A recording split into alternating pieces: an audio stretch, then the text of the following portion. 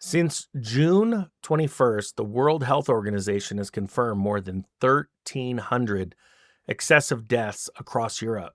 Modeled estimates now run as high as 25,000. France alone counted 1,000. Nuclear plants cut output because the rivers cooling them off ran too warm. Last week, the same heat wave crossed the Atlantic. America's largest grid came within 2.5 gigawatts of its all time record. This is important information, and you need to look at where we're going in the future with what's coming in this heat. In a Paris apartment on the top floor, the kind built 200 years ago to hold warmth through a long winter, the temperature does not drop at night. That is how a heat wave actually kills people. Not at noon in the sun, but at 3 in the morning in a room that never cools down, to a body over 70 that has not had a break from the heat in days. Across Europe this June, that quiet scene repeated itself until the confirmed dead passed 1,300.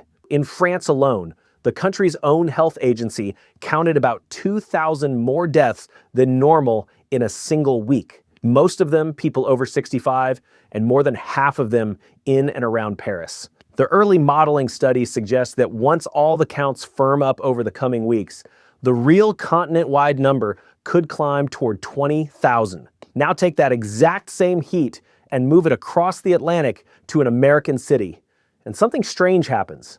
Almost nobody dies, because in America, nearly every home has air conditioning. Instead, the cost shows up somewhere quieter. The grid strains, the price of power triples, and the bill lands in a place most people never connect, to a heat wave in France. Same heat, two completely different ways to lose. You have probably felt a piece of this already. If your summer electricity bill has been climbing faster than your rent, faster than groceries, faster than any official inflation number the news reports, you were not imagining it. This month is the receipt. And by the time this is over, you are going to understand why the same temperature kills in one place and just bills you in another. What nearly gave way on the American grid a few days ago, and the one number that tells you how thin the margin has really gotten. Start with the difference that explains all of it. In Europe, only about 1 home in 5 has air conditioning. In some countries, Germany, the United Kingdom, it is closer to 1 in 20. In America, it is roughly 9 in 10. That single gap is why the same heat produces funeral counts on one continent and electricity bills on the other. Europe built its homes to trap heat for the winter, and those homes are now death traps in the summer, especially at night, especially for the elderly. That is not a moral failing.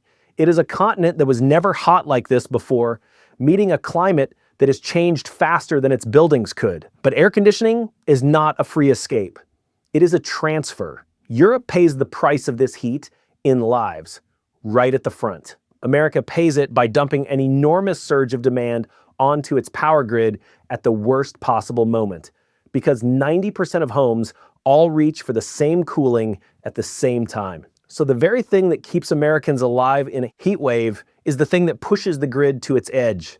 The comfort and the fragility are the same fact, seen from two sides. Here is what that heat does to a power grid, and it is not the thing most people picture. When it gets this hot, the machines built to keep a country running start failing at the exact moment you need them most. France runs mostly on nuclear power, and a nuclear plant cools itself by drawing in river water and returning it a little warmer. There is a legal limit on how warm that returned water can be, around 28 degrees Celsius, meant to protect the fish and plant life in the river. This June, the rivers themselves, the Seine, the Rhône, the Garonne, ran so warm that France's operator had to cut back or shut down reactors.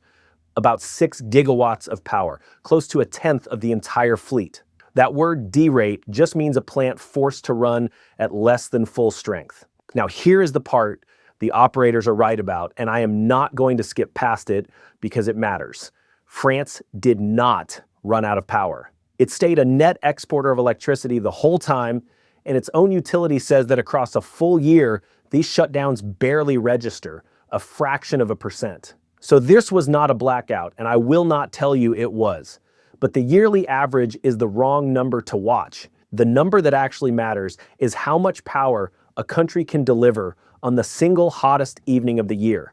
And that cushion is getting thinner every summer. Europe already learned where this leads, and it should have been the warning. Back in 2003, a European heat wave killed on the order of 70,000 people over one summer, and the continent called it a once-in-a-lifetime catastrophe. The reason to look back at it now is simple. The thing everyone called once in a lifetime is arriving almost every year, and earlier each year. Hey, real quick, sorry to jump in, but if you're in debt and you want to crush it and you want to get out of debt, the Dominate Debt program that I put together, links down below. We've gotten rave reviews from it, changing people's lives. And for the dollars that you spend and having that money in the game going, I'm going to take this time it's different, I'm getting out of debt forever, will change your future forever. Take a look at it, links down below. Now let's get back to this video.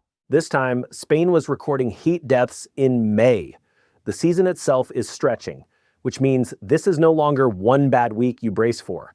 It is becoming a feature of every summer. So how close did the American version of this come? The heat dome that sat on Europe is the same kind of stalled pattern that parked over the eastern United States at the start of July.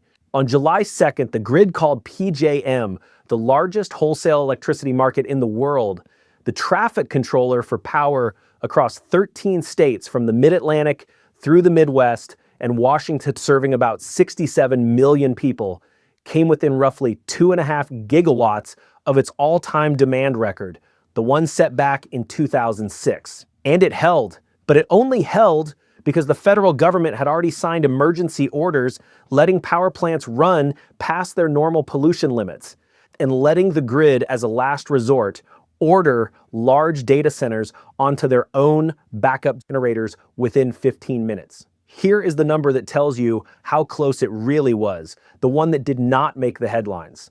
The grid's operating reserves, the spare cushion of power sitting in hand for emergencies, dropped to about 5,000 megawatts, down from nearly 11,000 the day before. In plain terms, if just one large power plant had tripped offline on top of that demand, the cushion to catch it was nearly gone. And this was not a freak event. It was the third time this year alone that the federal government had to invoke emergency power authority over PJM's territory. Day-ahead electricity prices ran past $2,000 per megawatt hour, roughly triple what they normally are. The lights stayed on. But the grid spent nearly everything it had to get through one Thursday. And the cost of getting through does not disappear. It lands on your bill. So what do you actually do sitting in the air conditioning that is both your protection and the thing straining the system? Your comfort is real, and it is worth keeping. The job is to stop it from quietly draining you while the grid gets tighter each year. Find the line on your utility statement called the fuel adjustment or the purchased power adjustment, because that is where a $2,000 spike eventually settles weeks after the heat is gone. Check whether your utility offers time of use pricing or budget billing before the August bill prints, not after. Look up whether your utility runs a demand response program, the same kind of program that paid large customers to cut back and helped PJM avoid blackouts this month. Because some of those programs pay households too. And find out your state's shutoff protection rules during a heat emergency before you are the one who needs them. Then watch the thing that tells you the truth before any headline does. One American grid bought its way out of this. Texas added more than 8 gigawatts of battery storage and now bottles almost no emergency risk for the summer. PJM did not, and it came within 2.5 gigawatts of its record. So watch which grids buy insurance and which ones gamble. Watch your own utilities programs and watch that reserve margin each summer, because when a heat dome parks on Europe, you can already see your future.